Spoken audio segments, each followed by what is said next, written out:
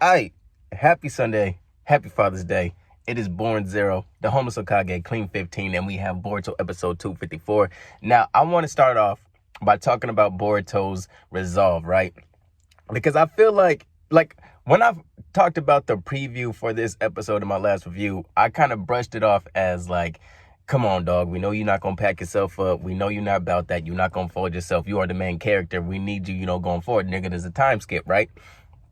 But I had totally forgot, like, death is something that's been on Boruto's mind for a while. Because I'm rereading some of the chapters before the next chapter comes out, chapter 71.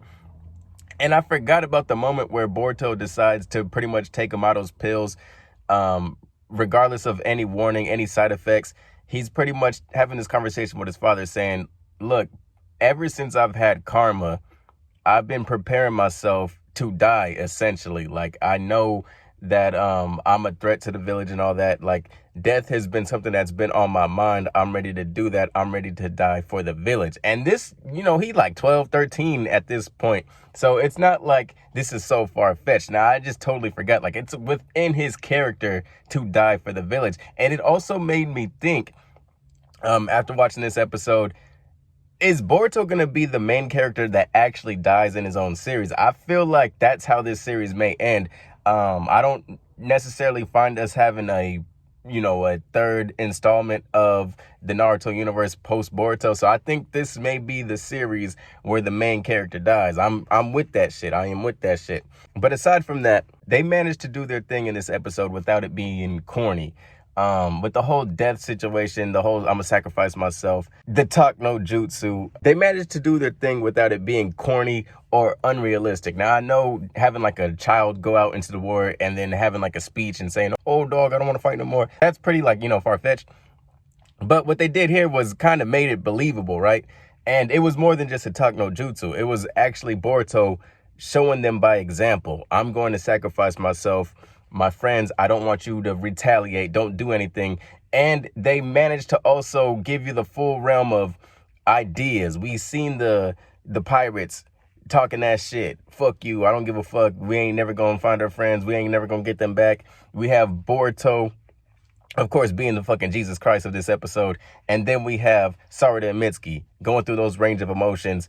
I'm going to keep it light right now. I'm going to get to those points later about those two. And another thing I liked was Ikada played his villain role very well, going from that little kid who just wanted to build ships to what we got now, dripped out, actual main villain type energy, and him bringing in that kid. Every time he brings in that kid, I don't know what it is, but that's his like trump card. Hey, bruh, don't apologize to me.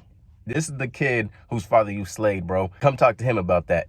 And then on top of that, wanting him to push Boruto over that plane. And one thing I liked about that moment was Boruto didn't want death on that kid's hands. He actually grabbed his hands, closed them, and then jumped into the ocean himself. Now, initially when I saw him, like, that's the way you're going to die, Boruto. That's how you're going to do it. You're going to jump into the ocean. And that's Ikada's plan, was like to throw him into the ocean.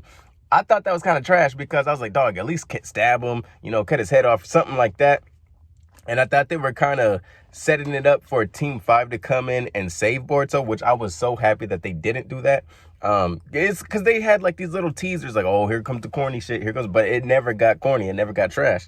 And of course, even with Kawaki, we still have him out there catching bodies, the necessary evil of Team 7. Just calling Boruto an idiot from afar. And even like he kind of shared this same mentality as the Mizukage, because the Mizukage is listening in and he's, calling Boruto naive. How could we even do this? We're going to go in there with some reinforcements and save him. He's trying to get through being a child, essentially. And I think the one difference between Kawaki and the Mizukage is what we got in the preview for the next episode. It seems as if they're having this argument. Maybe it's the fact that Kawaki actually killed that main villain after the whole war was over. But the thing is, he had to do that shit. Like, he had to do that. So we'll figure out what the fuck is popping off in that next episode. And another thing I wanted to touch on, not so much about this episode in particular, but the pills that Amado has created. What I really think that the anime is doing well is showing you that the pills are actually working, right? Because there was that moment earlier in this arc where Boruto actually activates karma. And they kind of were ambiguous. Was it just out of rage, or was it something that Boruto actually wanted to do? And I'm more so on that latter end, Boruto wanted to activate karma, and they're showing you that he's actually confident in using that ability in this moment. I think it's more so of a thing where karma is still more of a secret to majority of the people within the Naruto universe, so he can't really tap into it like that. But if you remember, karma was something that Boruto was always afraid to use. Ever since that whole Kawaki arc, the introduction to Kawaki, those two trying to train together, Boruto stabbing Sasuke in his Rinnegan and being too afraid to tap into that power to teleport back home. Now we are starting to realize moments where, oh, Boruto is in control of this, and we also see more of a sign where Boruto actually jumps into the ocean and Momoshiki doesn't do anything to try to save him. Boruto's literally, fading away, dying in the ocean. Momoshiki does not tap in and control him. So I think that's more of a positive sign that these pills are actually working in the favor of Boruto. Now, I want to touch on these final points. Sarada and Mitsuki, right? Coming into this episode, I was in a live chat and I seen someone say that this was the episode. There was spoilers that Sarada was going to get the third Tomoe in her Sharingan. So I was looking to see what was going to happen. That kind of made me think, okay, well, who's going to get packed up? What kind of madness happens? This was more so another conversation type episode. So I wasn't really expecting this. But I'm glad that she didn't get it in this episode, because they did try to tease you. They teased you. They got a lot of close-ups. Sarada's eyes would close. She's crying. She's enraged. Her eyes would open back up. Oh, it's just regular eyes. Or she'll close her eyes, and then, oh, she opens her eyes. Sharingan's activated. Oh, it's just two Tomoe. So they tried to play with you a little bit right there.